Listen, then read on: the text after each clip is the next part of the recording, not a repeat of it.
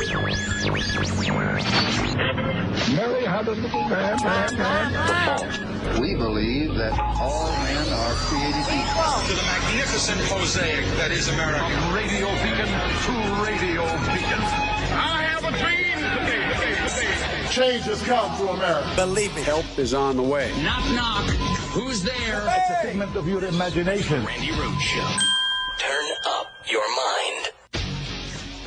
Overnight, former President Donald Trump, the Republican frontrunner, showing voters he hasn't changed. Mr. Trump again pushing lies and conspiracy theories about the 2020 election he lost, and going further in his support of people convicted of crimes related to the January 6th attack on the Capitol. I am inclined to pardon many of them. I can't say for every single one because a couple of them probably they got out of control. I would say it will be a large portion of them. You know, they did a very... Oh, my God. And it'll be very early on. The former president also describing his supporters who attacked the Capitol on that day, which left 5 people dead, this way. They were there with love in their heart. That was an unbelievable and it was a beautiful day. He refused to give an answer on whether he'd back U.S. ally Ukraine. Can you say if you want Ukraine or Russia to win this war? I want everybody to stop dying. Russia invaded Ukraine over a year ago, and the U.S. has backed Ukraine throughout its resistance in one of the major conflicts Mr. Trump would face as president. On another, the economy, Mr. Trump downplaying the consequences of America defaulting on its debts. I say to the Republicans out there, if they don't give you massive cuts, you're going to have to do a default. But while he was president, Republicans voted to raise the debt ceiling 3 times, allowing the country to borrow more money to avoid default. Economists say defaulting could trigger a massive recession and lost jobs. Pressed on whether he would sign a federal abortion ban in the wake of the Supreme Court overturning Roe v. Wade, Mr. Trump refused to say. President Trump is going to make a determination what he thinks is great for the country. The audience seeming very supportive of Mr. Trump, cheering and laughing throughout the event, including when he continued to attack E. Jean Carroll, just one day after a New York jury found him liable for sexually abusing her in 1996 and for defaming her in his denials of the assault. And I swear to I have no idea who the hell. She's a whack job. President Biden's campaign responding to the town hall overnight with a tweet reading, "It's simple, folks. Do you really want 4 more years of that?" No. While urging people who don't to donate to his reelection. I mean... Randi, one thing I know for sure that all narcissistic douchebags have in common is that they refer to themselves in the third person. Do they? Everyone. So sad and sick and twisted and ugly. And listen, you know, people are upset with, you know, CNN. People are upset with Caitlin Collins. People are upset with, you know, a whole... I got news for you. The only thing that really freaks me out is the deal that's being done, and it's going to be awful. That's all I could tell you. This is going to be horrendous. We're about to live through 2016 and 2020 all over again, and Trump is going to expect a different result. Why? Because. Listen, he showed you last night, and so did every pundit. You know, what's that, the guy from Florida who's on the CNN panels now. They're all saying, you know, Pence should have given it to the legislature. Should have given it to the legislature. Let the legislature, that's what's in the Constitution, that the legislature chooses the manner in which the electors are selected. I mean... Obviously, he's going to try this again. He's going to be the Republican nominee. This is going to be awful. You could be mad at whoever you want to be mad at, but this is the reality in which we toil. This is the America in which you and I live. This is the America in which you and I are trying to raise children, in which you and I are trying to keep roofs over our head, in which you and I are trying to make sense out of the world that we, toil in. That is where we are. And, the amount of violence and hatred and, the amount of stoking of those rage-filled, people, it's all about to, reach its pinnacle, and it's really up to us what happens. This is what Biden has been calling an inflection point, and he's correct. This is an inflection point. This is like, I've said this over the years. Can you imagine if the United States was not as lucky as it was during World War II? Now, I wasn't alive. My father served in World War II. It was like the defining moment of his life. He was never okay when he came home after that because of what he saw. That said, we had FDR. They had various autocrats across Europe, right? They had Franco in Spain. That his name came up the other day. Obviously, the big one, Adolf, right? Then you had Mussolini over there in Italy. Okay, you had the Vichy French, who were, very pro-Nazi and were very anti, the French who wanted to hide people from extermination on their farms and in their homes, right? So you had FDR here, and I've always marveled at how lucky we were, what a great break we got, that was the president at the time. Well, we're about to figure out whether or not we have another lucky break and we get a decent president, in 2024, 2025 is January 6, 2025, would be the certification day for whoever prevails in this particular election cycle known as 2024. But it's already started. That's what last night was about. Last night was about the kickoff for the primary. Donald Trump clearly is going to be the Republican primary winner, clearly, okay? And some really heinous deal has been struck. So here's the way I see it. You can tell me if you think I'm right. You could tell me if you think I'm wrong. But if you think I'm wrong, you have to tell me why. Okay, so Fox has thrown Donald Trump overboard. Why? Because Donald Trump's big lie cost them almost $1 billion, okay, in jury verdicts. And they had to get rid of, various people who were, pretending to, push back against big lie, but really were all about the big lie, whatever, right? And yet, so they've picked another candidate. They have picked, obviously, Murdoch is done with Trump. And it looks like he has selected for himself and for his brand to endorse a Ron DeSantis. But Ron DeSantis hasn't declared himself a candidate. And so there's really not that much excitement about that particular autocrat. And DeSantis is disgusting, okay? DeSantis, disgusting. There's no question. If you just look at the couple of last things he did in the past week, Ron DeSantis has just banned Chinese citizens of this here country from buying more than 2 acres of land in Florida because they're a threat to American security. I mean, I'm just saying. But what happened here is obviously Fox has thrown Donald Trump to the side. They're done with him.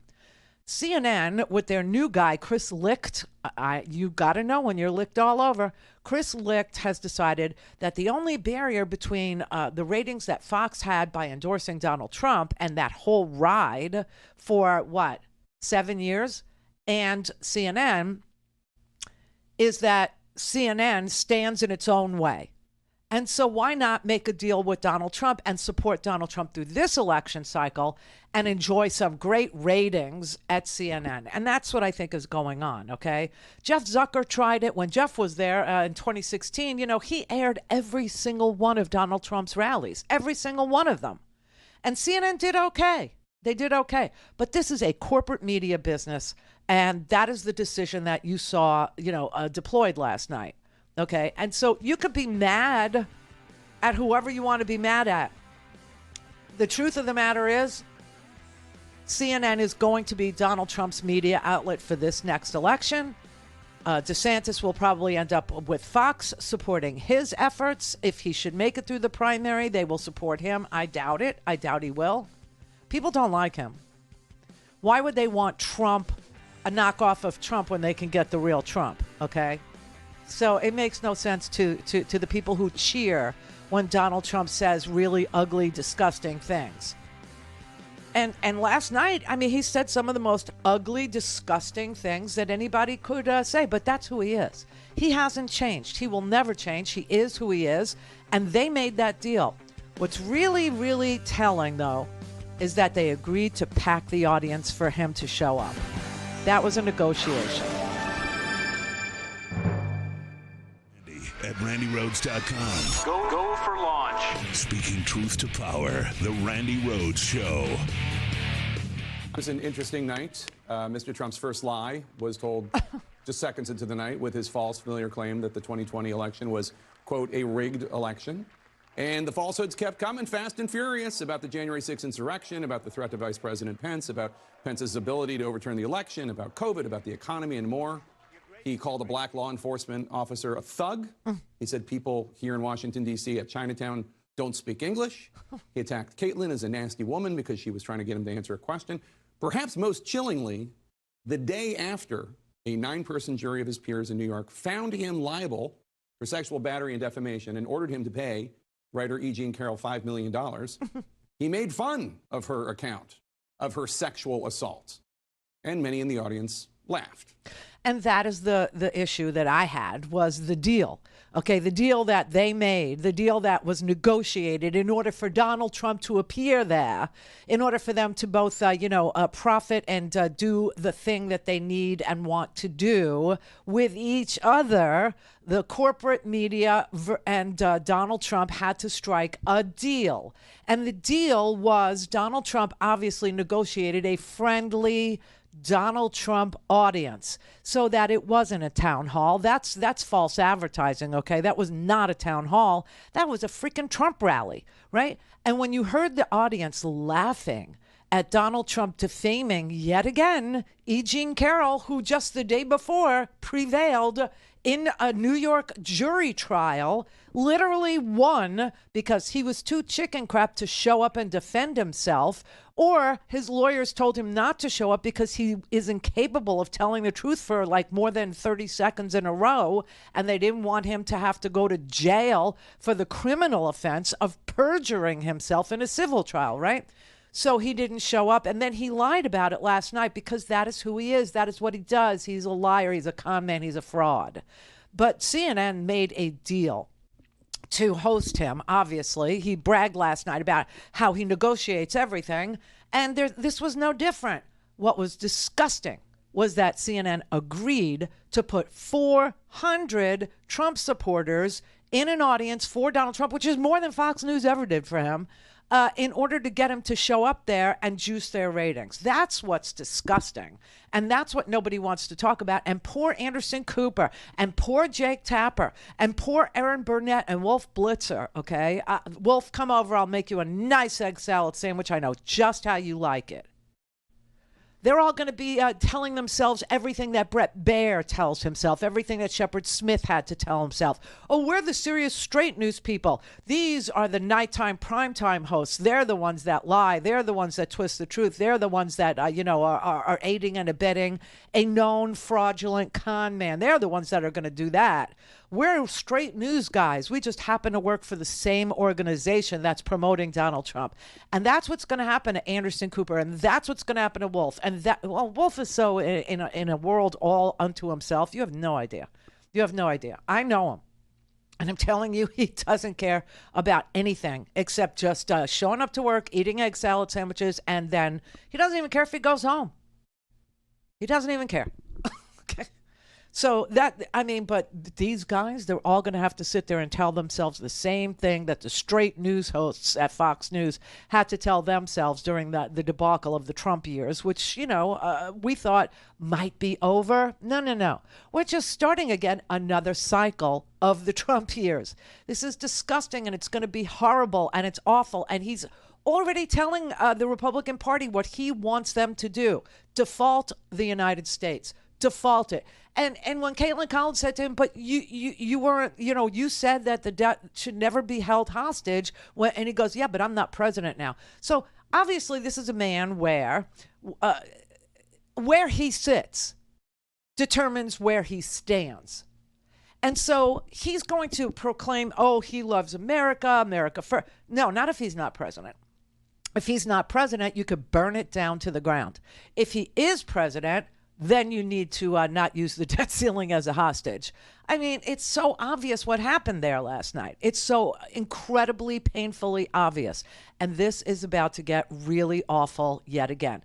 And so you have to tell yourself you don't want 4 more years of this. And I will say, most Americans, like more than half, like a really huge chunk of America doesn't want to live through another Trump administration. They know that that would be the last time they ever got to vote for anything. And that might be true anyway. And you could hear all the hints being dropped, okay? When he was asked, whether or not he owed Mike Pence an apology, the idea that he says no, okay, that's disgusting and heinous, right? Because they were screaming, hang Mike Pence, and they brought a gallows. But the reason why he's still angry and still wants Mike Pence punished is because he really believes in this independent legislature theory, this Moore v. Harper case that I keep telling you about, which would say that there's no reason for states to hold elections in the first place when the states can choose the electors in the legislatures, which is what Donald Trump was taken out for a ride. Somebody put that in his ear. I guess it was John Eastman.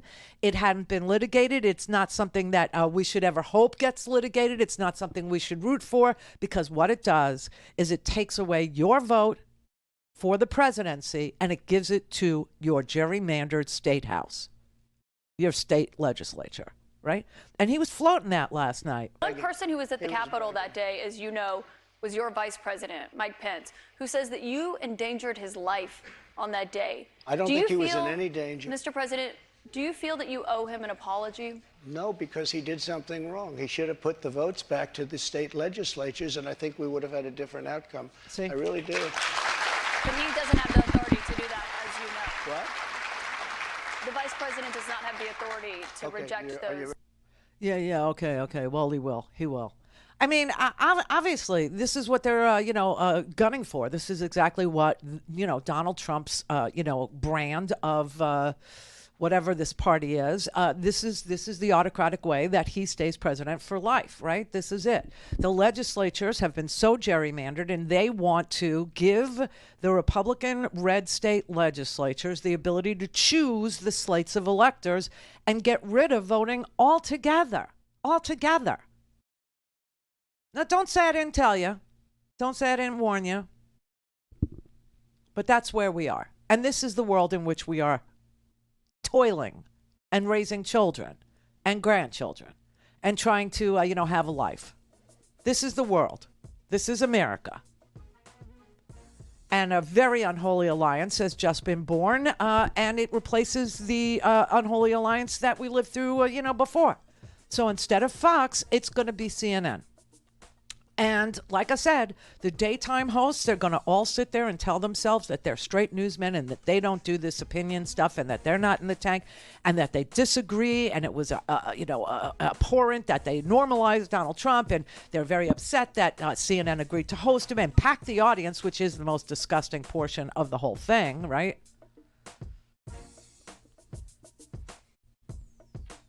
But they're willing to do it.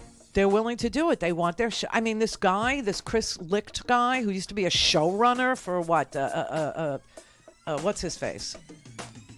At night? Randy, call 561-270-3844. 561-270-3844. Colbert. That's who what's his face is. Yeah, he was a showrunner for the Colbert Show, the late night show, and then before that, I think he was a showrunner for CBS This Morning. Was it CBS This Morning? Yeah, and so honestly, this guy is only making deals for the benefit of the shareholders of the corporate CNN corporation. Okay, that's what's going on here. And you can be as angry as you want, but that's what corporate media is. That's what they do. That's what it does. It makes money for its shareholders. Period. End of story. And so the idea that people are angry with what's her face? That she, by the way, Caitlin Collins, she used to work for Tucker. You understand that she started out at the Daily Caller.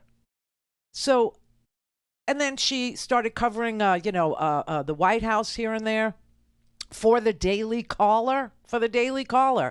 And then she asked some uncomfortable questions, and CNN called her up and said, hey, why don't you come on our show? And she said, well, thanks for having me on despite where I work, right? And she saw an opportunity there. That's how she ended up at CNN. And then she ended up being the White House correspondent during the Trump years and she asked some inappropriate questions, and they banned her from the press room. On and on it goes, right? And so, and she last night, let me tell you something. Last night, she got herself the 9 o'clock slot. You watch.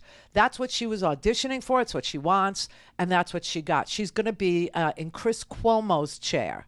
And little ponytail Poppy in the morning is all by her lonesome self. Because she didn't like working with Don Lemon, Caitlin, right? She said Don Lemon was shushing her and quieting her. She made a big deal about how, rude he was, whatever. Put him on the watch list, let's say. He lost his gig, right? And that left her and Poppy in the morning, and she wants the prime time. She wants the 9 o'clock. And it looks like she got it last night because Chris Licht is all over the press saying, yes, we know that Trump is messy. Yes, we know that Trump is tricky. But look at the masterful job that Caitlin Collins did. Okay. And she actually, is going to be one of the opinion people that's going to help Donald Trump because, as Donald Trump called her a nasty woman last night, and all the bullies in the the on the right wing media, which is now including Twitter. Elon has made a deal with Tucker, and Tucker thinks he's going to be able to broadcast, the same show he did on Fox on Twitter or some such. Elon wants to control the world, and he knows that media is a big part of controlling the world. So I guess he entered into some unholy alliance with Tucker. I don't know. We'll see. We'll see if Tucker had a non-compete or whatever. I mean, we'll find out. But CNN has decided that it needs somebody in the opinion hours that is, acceptable to Donald Trump. And last night, if you listened, even though, the right-wing bullies, the people that exist just to call other adults names, the people that only exist in a fourth-grade schoolyard existence, got so excited when Donald Trump called Caitlin Collins a nasty woman. This was like, it made their night. This is all they live for, right? Well, he also called, Hillary Clinton a nasty woman. And, what they found out is nasty women vote is what happens. But, the idea that was an audition, don't be so, media illiterate or naive or whatever it is that you are about the way corporate media works, because that's how it works. That's how it works. And that's what you watched last night. You watch people's hopes and dreams come true. Chris Licht got the ratings he wanted by putting on a man who is indicted with 34 felony counts, who a jury found liable for sexual assault, not harassment, assault and defamation, a guy who faces multiple charges in Georgia for trying to overthrow a free and fair election in the United States of America, for encouraging or incentivizing fake electors to show up and vote for him. If Mike Pence would have just allowed the legislatures to choose a different slate of electors, why he had these people all ready to go to certify for him. And holy crap, that would have been a constitutional crisis in this country. But that's what he wanted to have happen. He's got,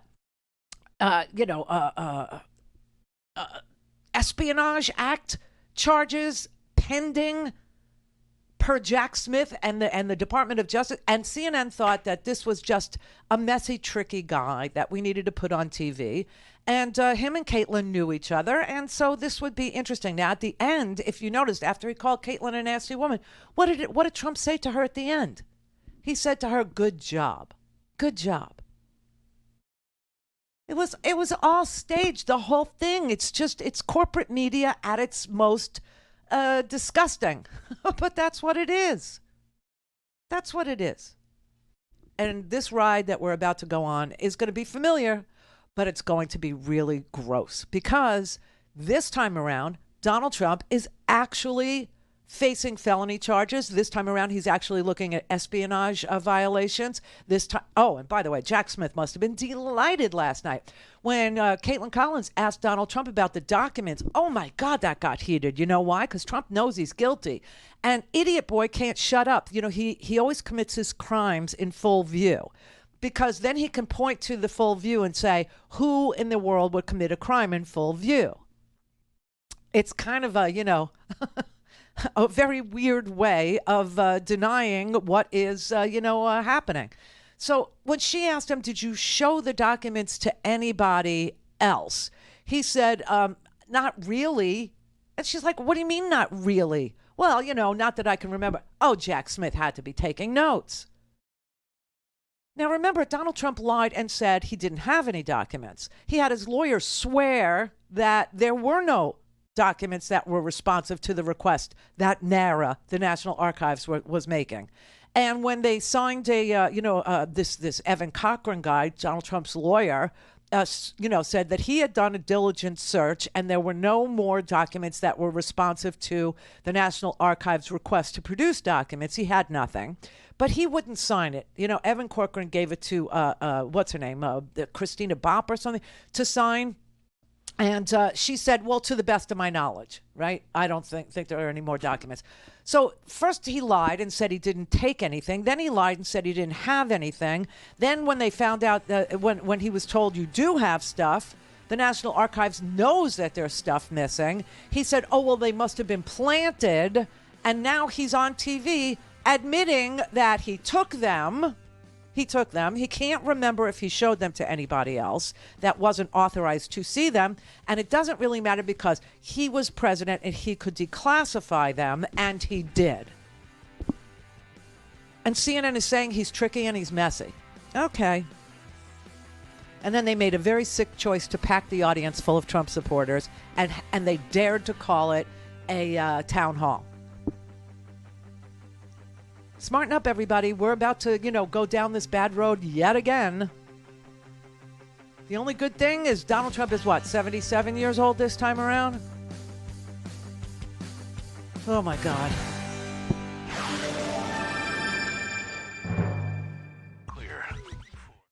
This is the Randi Rhodes Show. To speak with Randi, dial 561-270-3844. That's 561-270-3844. I say to the Republicans out there, congressmen, senators, if they don't give you massive cuts, you're going to have to do a default.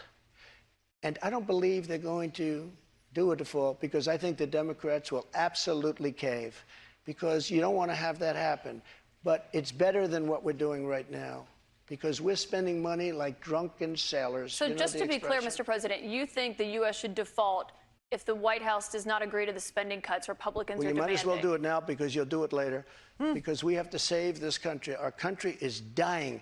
Our country is being destroyed by stupid people, by very stupid people. You once said that using the debt ceiling as a negotiating wedge just could not happen. You said that when you were in the Oval Office. That's when I was president. So why is it different now that you're out of office? Because now I'm not president. I mean, they're literally laughing like this is a comedy show, like it's Carol Burnett or some live, Colbert show, or it's, The Daily Show or something like that. This is not a comedy. You have a man who is wielding an enormous amount of influence over Republicans in the House of Representatives in a moment where we have 6 legislative days left before supposedly we hit the X date when America defaults on its debt for the first time in the history of this country, and he's signaling to them to do it. He's actually telling them, do it. And when you say to him, but it was raised 3 times when you were president, and you ran up the debt, you added 40% of the current debt to the debt when you were president, he said, well, that's when I was president. I'm not president now. I don't have to love America when I'm not president. I don't even have to care about America when I'm not president. I can actually root for the destruction of America because I'm not president, because I lost an election, which he won't admit that he did. I mean, this is really disgusting behavior. This is like Politburo stuff. I mean, it's really ugly.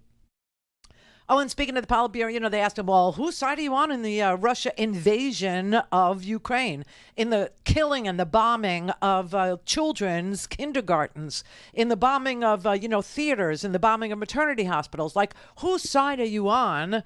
He had trouble answering that. He didn't want to say whose side he was on. And that's because that's a negotiation, too. See, Vlad was so able to influence the American voter through social media manipulation and Facebook profiling and the psychological tests and the sucking out of, your friends and their friends and so on and so on and so on. And then target you with psychologically appropriate messages to get you not to choose Hillary Clinton as the president of the United States, right? And Vlad didn't have to lift a finger to fire, a bomb or a tank or an airplane. It was pretty cheap and effective. And that was when Donald Trump was the beneficiary of everything, right?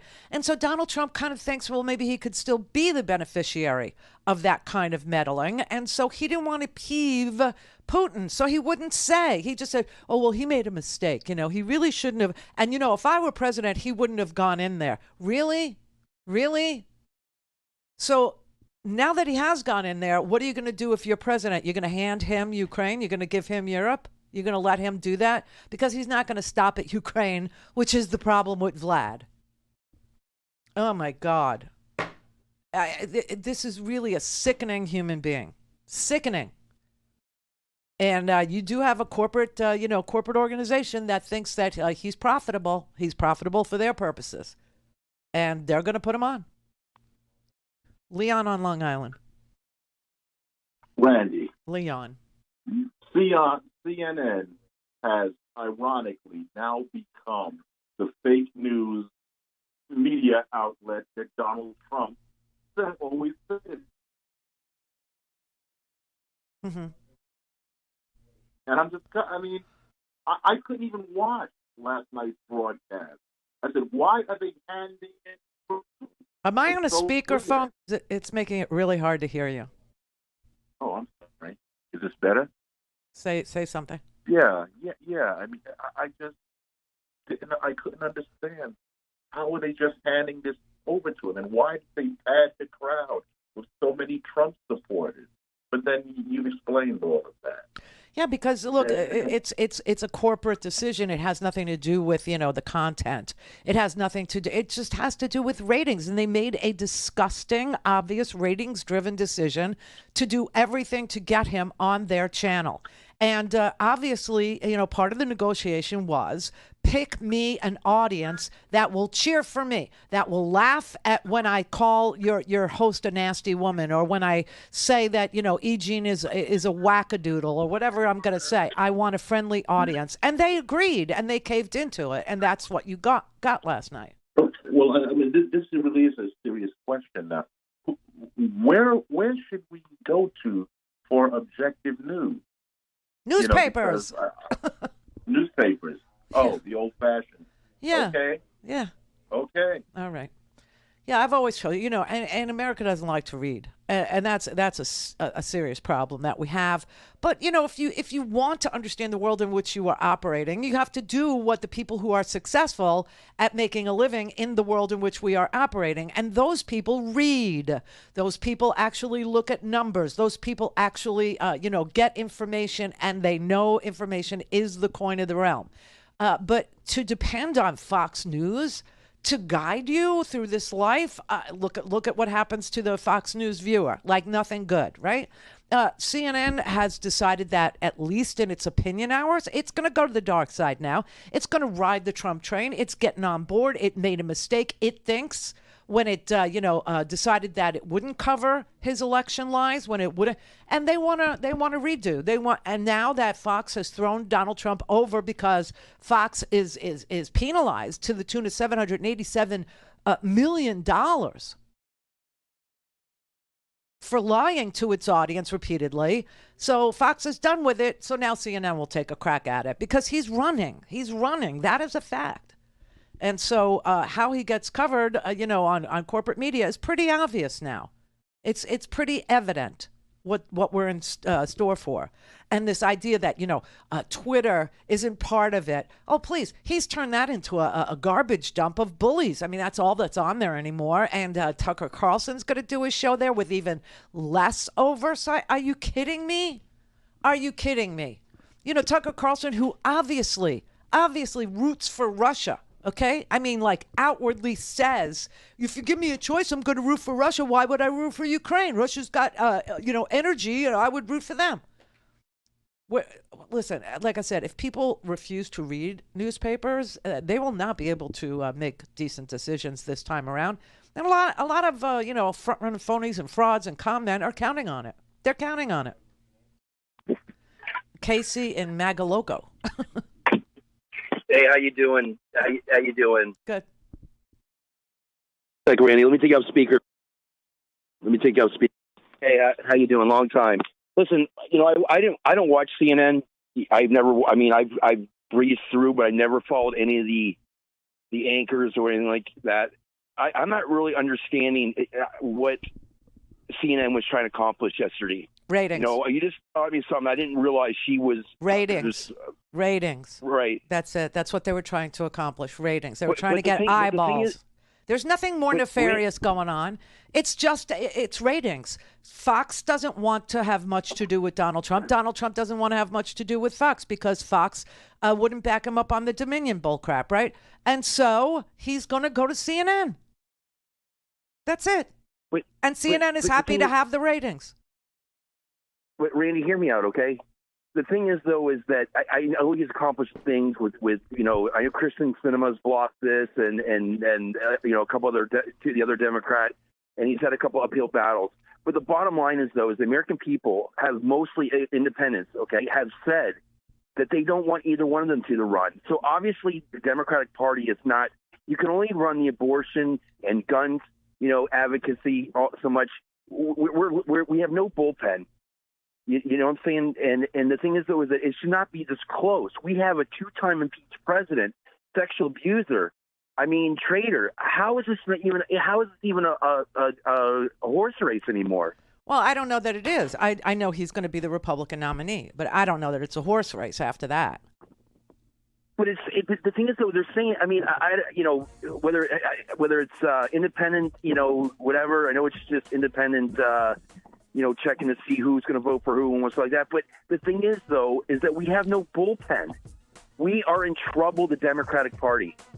Okay? And it goes back, and you're going to get mad at me, is that they had the young voters, and they screwed Bernie, and they lost the young voter. And those people are not coming back.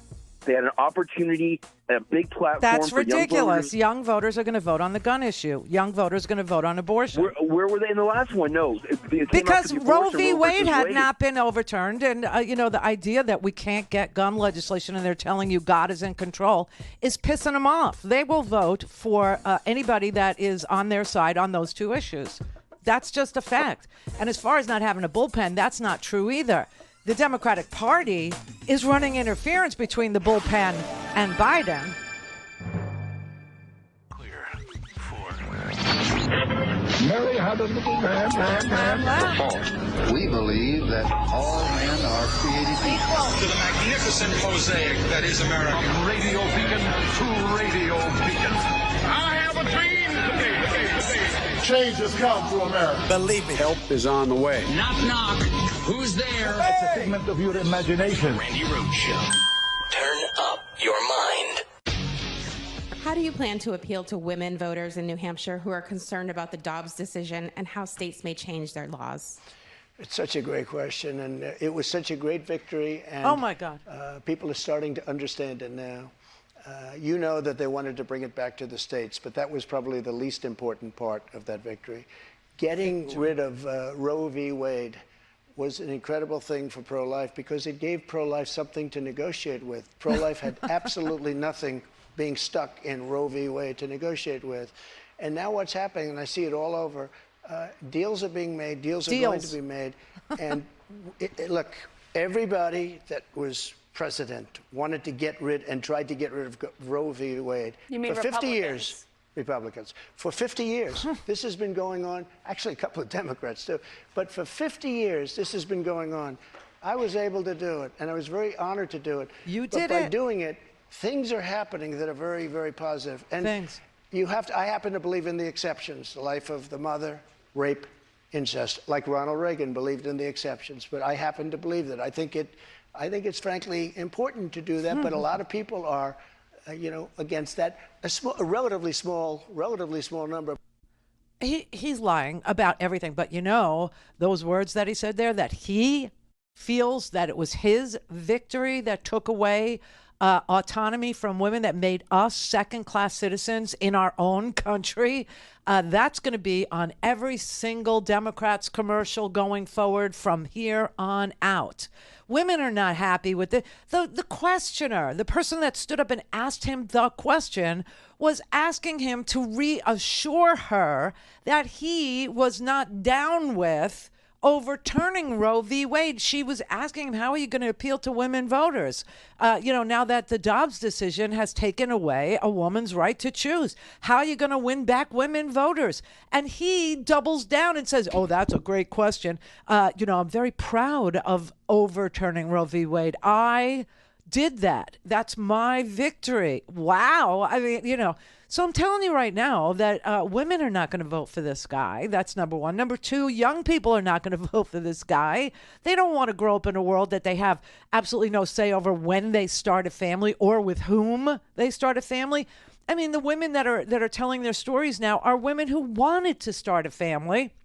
The pregnancy didn't go exactly according to, plan. Some women were bleeding out in freaking supermarkets. Other women were bleeding out in the car, in a parking lot, in a hospital parking lot. And the hospital was saying, we can't help you until you're, facing death. These are the exceptions, And this coming from a guy who, is such a sexual molester. I mean, his name should be Mo Lester. Obviously he's been with women who, have gotten pregnant and didn't want the child. And he's probably paid for about 9 or 10 or 15 abortions along the way. Guy's 77 freaking years old, okay? The last 50 years of his life, women have been able to get an abortion after he knocks them up and, didn't intend to. So, I mean, who's he kidding there with this? So that's not happening. Women are not going to be voting against. There are some women, just like there are some people who, are not lily white, that are part of the white nationalist movement. It's very counterintuitive, but it does happen. It's sort of Stockholm syndrome, or, people being raised in homes where, right-wing autocrats are preferred dictators over left-wing socialists, in the Latin American world. But, women on the whole are not going to be voting for Donald Trump, especially, since he's been, found liable of sexual assault, and since he brags about it, blah, blah, blah. And now, it's been proven in a court of law. The other contingent are young people. They're not going to vote for Donald Trump. They're not. Their issues are different from, older people's issues. Their issues are starting a family. Their issues are student loan debt. Their issues are home ownership and climate change. And this man has shown you 18,000 ways to Sunday that he even said last night, drill, baby, drill, as if, the problem that we're having at the gas pump is some sort of a shortage. We don't have any stinking shortages. What we have are gougers. What we have are people that are looking at, the ability to make, mega profits while they can, because we're about to transition away from fossil fuels and into renewables. And they are in their last gasp of air. They're trying to take every dime out of your pocket. I mean, it was just so disgusting. We have a surplus of natural gas in this country, and exports are down because, it's not that you got wars in, Russia. We're not selling any natural gas to them. We're not selling natural gas to Europe at this point because of war. I mean, no one's, and here's the other thing. What's wrong with Joe Biden? I know people are going to, well, he's not great on the TV. I get that.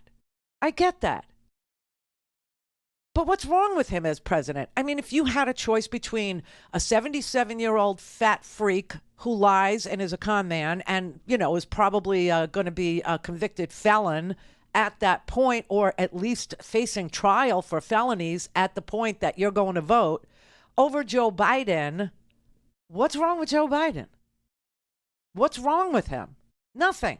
He's actually a very, a solid pick in times of turmoil. Inflation is coming down. We're down to about, 4 or 5% inflation. We have almost full employment in this country. I mean, it's historically low unemployment, historically low. The COVID emergency is over.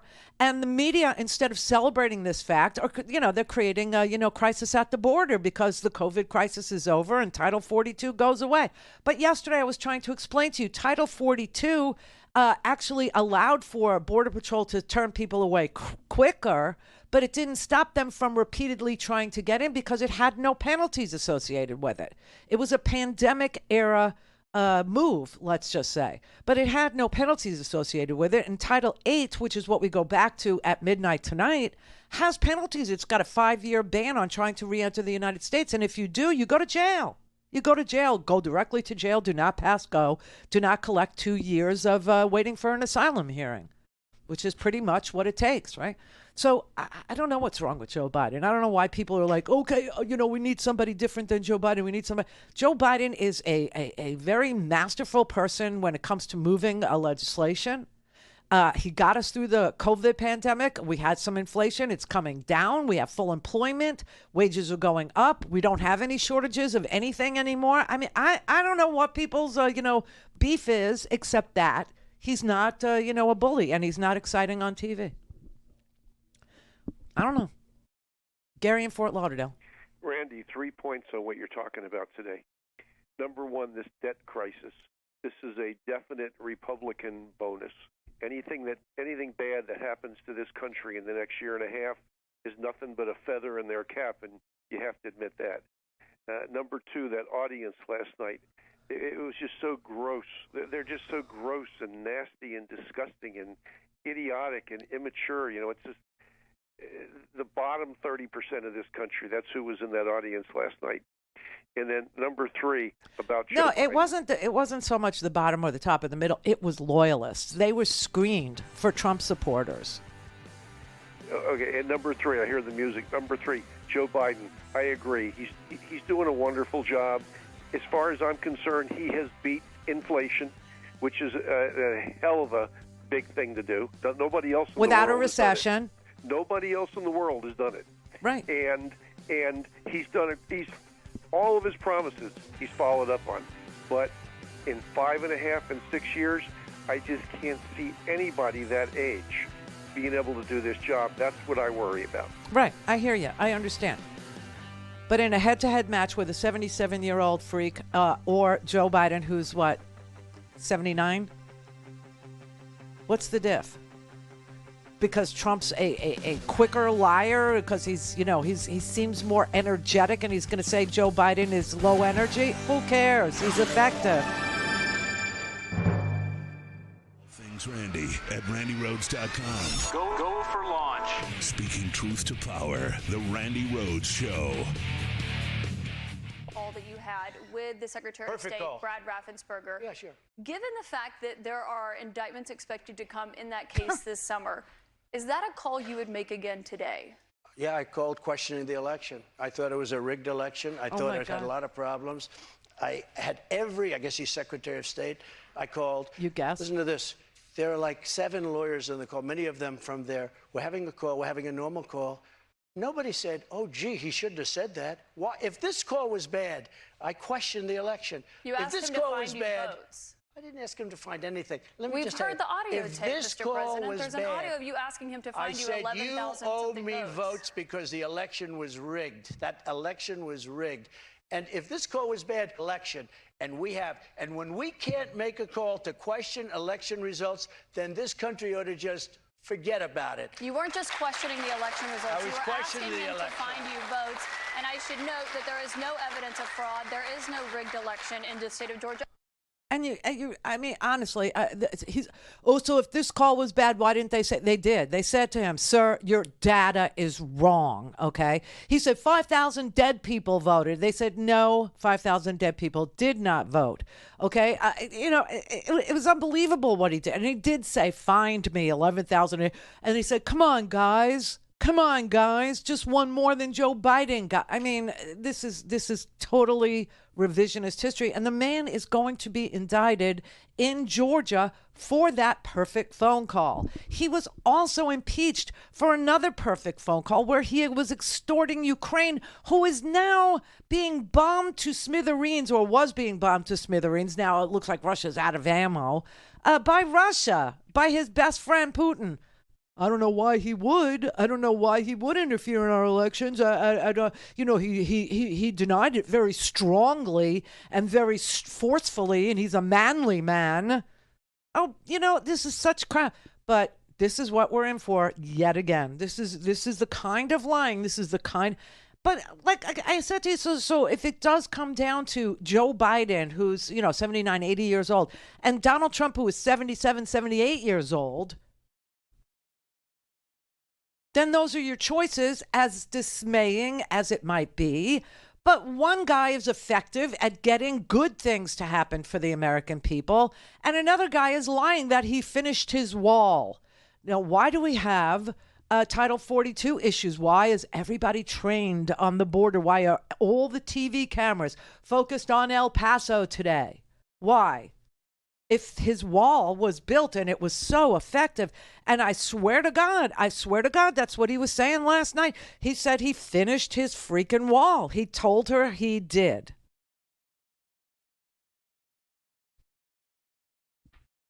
He didn't finish. He built 52 miles of wall. That is what he was able to do. It didn't stop anybody from doing anything, and that is why everybody's looking at the border right now. It's a problem we've had for 30 stinking years. So to blame it on Joe Biden is just lazy. To not understand how we've meddled in the countries where people are fleeing from to come here, to not understand what our history is in Central America, to not understand what our history is in Cuba, what our history is in Haiti, and blame Joe Biden for stuff that has gone on with our interventionist Republican presidents over the last 80 years is pretty disgustingly lazy. But, I mean, when he sits there and he lies to her about, he built a wall, he finished his wall, and, he didn't build his wall. He didn't finish his wall. He's freaking, lying. And she's like staring him right in the face going, what? You didn't finish your wall. You didn't. Some of your Republican rivals have criticized you for not fulfilling the promises that you made on the campaign trail, like finishing the border wall. So how did voters know that you would get those done if you're reelected? I did finish the wall. What? I built a wall. I built hundreds of miles of wall. You didn't build a wall. And I finished it. And then I said, we have to build some more because there are areas like water going through a dam. There are some areas where a lot of people are coming. You close up one and they come into another. And we started another 100 miles of wall. In fact, I said to my people, if we start this and don't finish it, and then we had a rigged election, I'm sorry to say it. The election was not rigged, Mr. President. You can't keep saying that all night long. And people applaud and cheer like democracy is a comedy, you don't really have to know what you're doing to self-govern to choose the right candidate here. I don't know. I mean, that's his line. He's sticking. I finished my wall. I built my wall. Didn't Steve Bannon get convicted for fraud for raising money to finish or build a wall? Wasn't it called We Build the Wall? And didn't you have to pardon him? Yeah, I think that happened. Holy crap. Cheryl in Missouri. Hi, Randy. Hi. I just wanted to tag on what you said about him taking credit for Roe v. Wade being overturned for the Dodd decision. What he's doing there is he's admitting that he stacked the courts. Well, he didn't. And Mitch McConnell the Democrats ought to key on that too. Well, he didn't do anything. He was handed he was handed a list of but he passed that list on to Mitch McConnell, and Mitch McConnell actually stuck to it and picked those from that list, and the Senate confirmed those people. Yeah. But, he's taking credit for it. Well, he didn't do anything, okay? With Roe v. Wade, he didn't do anything but follow the script, okay? This is what Leonard Leo chose for America. This is what the uber Opus Dei Catholics wanted for America. And they're the ones that actually gave millions, multiple millions, hundreds of millions, tens of millions of dollars. One guy wrote a check for $1.6 billion, okay? I know. So, yeah. But he had to make the nomination. The other thing is... He did. I'm 73 years old, Randy, and I've been listening to you for a long time. Love it. But he is going to get all of our votes, too, because we remember when there wasn't a Roe v. Wade. I had a good friend that darn near died from a kitchen table abortion. And we'll remember that, and we'll vote for Joe Biden all day long. Right. And so will the young people, okay? And so will... Absolutely. Right. Old people, young people, all women, men who love women. Okay, listen. And the idea that that soundbite last night from him taking credit for abortion restrictions and also for him advising Congress to default the United States, those little sound bites are going to be in ads across this election cycle in every Democrat's ad. Yeah. So I disagree with the caller who said... If they don't use it, shame on them. Oh, no, they will. They absolutely will. There's no question. I mean, the man is advocating for the to burn down the America because he's not president. That was like the really important part. Not just that he said, I think you default us. I think you do it. You negotiate. If you don't get what you want in the negotiation, I think you do a default. That part's important. But you know what everybody left out in the media today is the part where he said, well, I'm not president now, so I'm for it. Clear for call in, connect. To speak to Randy, call 561-270-3844. 561-270-3844. This morning, thousands of migrants crowding all along the southwest U.S. border as one of the most consequential immigration policies in U.S. history is about to end. Title 42, the health policy that allowed officials to quickly expel most migrants at the border without allowing asylum claims, ends just before midnight. We are clear-eyed about the challenges we are likely to face in the days and weeks ahead. For months, officials worried about a spike in migration post-Title 42, but in a twist, it seems that spike has come before the policy ends. Border Patrol Chief Raul Ortiz saying, quote, the increase that we have seen in the last 5 to 7 days was really the surge. After May 11th, I don't expect us to have the 17 to 18,000 crossings per day some people predicted. And in some ways, applying for asylum about to get harder and riskier. New rules to apply, plus, if denied, a 5-year ban on re-entry to the U.S. We've been here for days now watching as hundreds, if not thousands of migrants have crossed from Mexico going under this concertina wire and are now trapped in the shadow of the U.S. border wall in the harsh desert conditions. Now inside that wire, Santiago Volkova, a Venezuelan migrant we met earlier who has now waited near the border wall for about a week. We crossed the river to speak with him, but he told us Border Patrol did not want him speaking to the press, so we spoke discreetly by phone. What he's saying here is that they don't have water, they need food, they need supplies, and because they now can't leave this side to go back to Mexico, they don't know what they're going to do. Now, Border Patrol is saying that facilities in 5 of its 9 regions along the U.S. southwest border are over capacity, but that does leave 4 regions with capacity, so Border Patrol says they're transferring migrants to ease the burden. So Title 42 comes to an end, and Title 42 did not prevent people from trying over and over and over and over and over again to enter the United States, right? Title 8, which is what we have as an immigration, law, now goes back into effect.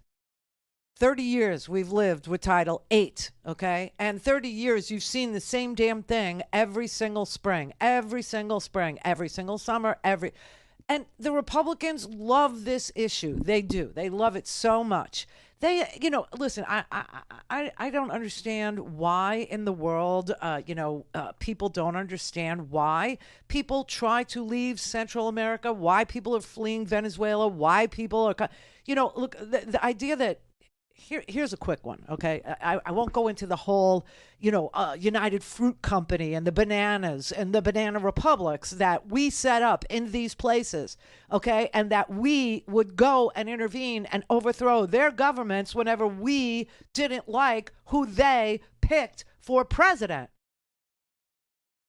Interventionism in Central America, one of the most intervened in places in the world by America.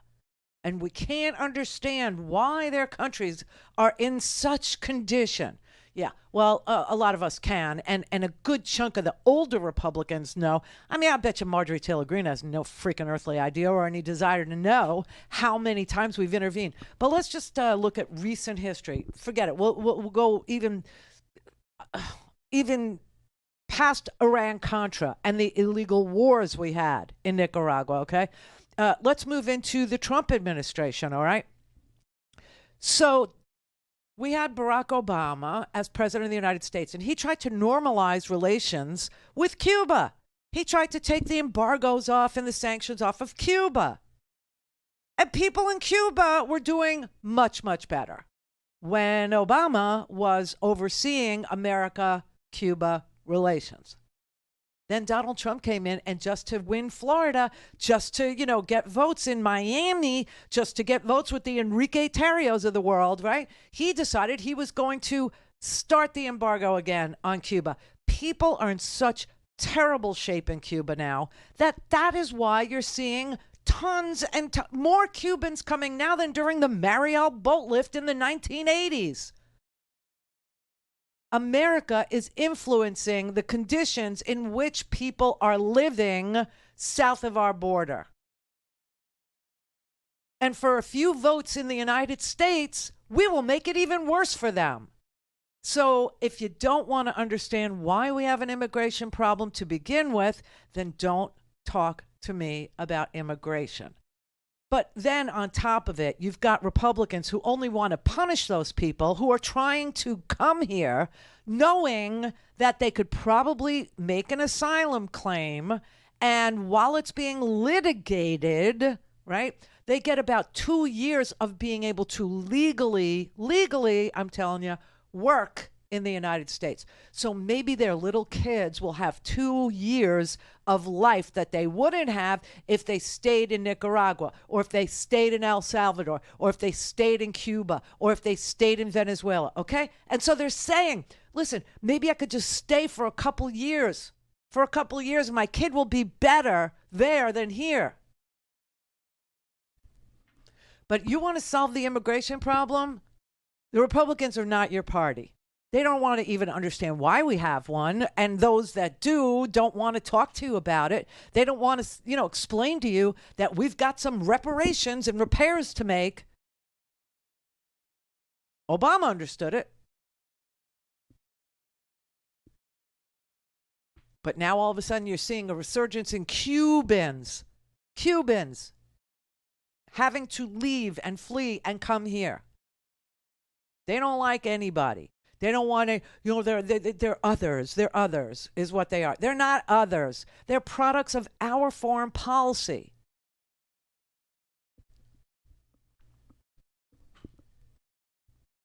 Larry in Maryland. Hello, Randy. Hello.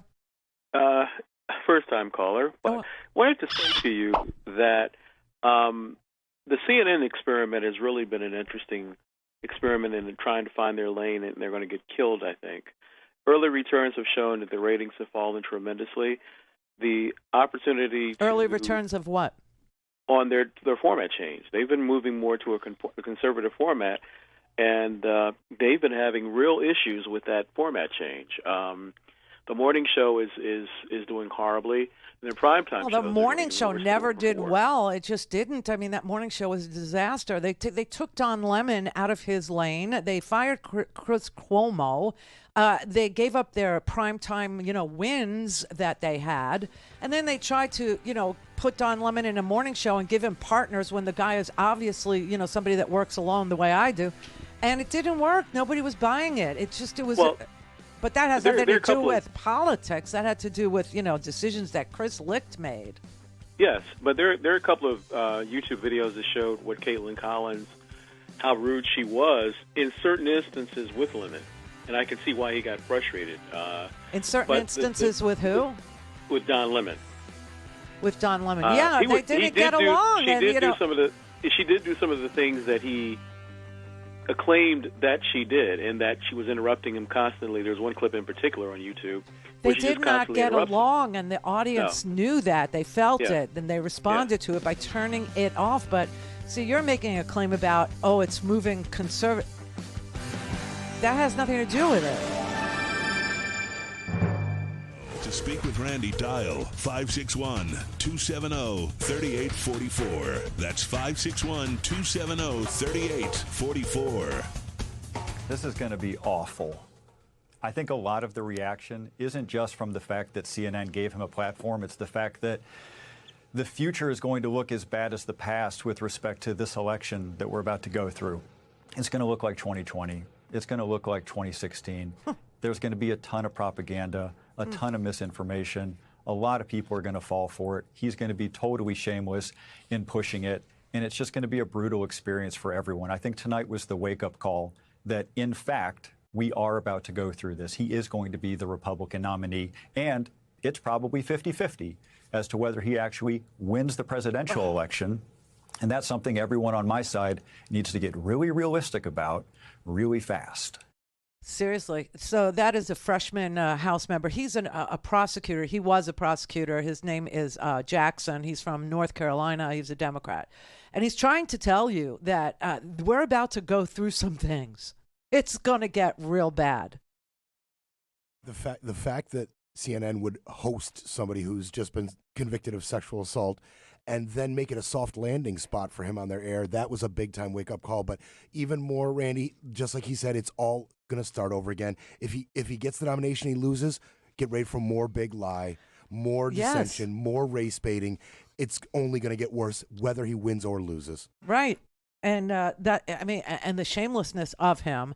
And you know what he just did? He just appealed the E. Jean Carroll decision. He just appealed it. And the House just 219 to 213 passed something called the Secure Border Act, which actually assumes that we start rebuilding or start building or start finishing or do whatever the hell Donald Trump says he's already done with regard to a wall. That's what the House Republicans just voted for. It's dead on arrival in the Senate. Okay, there's no way. But honestly, this is mass madness. This is crazy. And Donald Trump sitting on the TV telling us to default. How in the world do you keep the border secure? Or how do you vote to appropriate even more money, Kevin? How in the world do these hypocrites, and this is what I'm telling you, the amount of posturing and disinformation and outrage and vitriol, and we have solutions.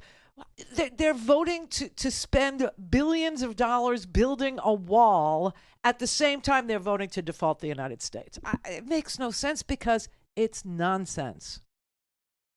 And Donald Trump signaled to them last night, you should default it. You should burn it down to the ground until I become president again. I like this guy, Jeff Jackson. I like him a lot. He's telling you, that they're faking. They're faking their outrage. They're faking everything about them.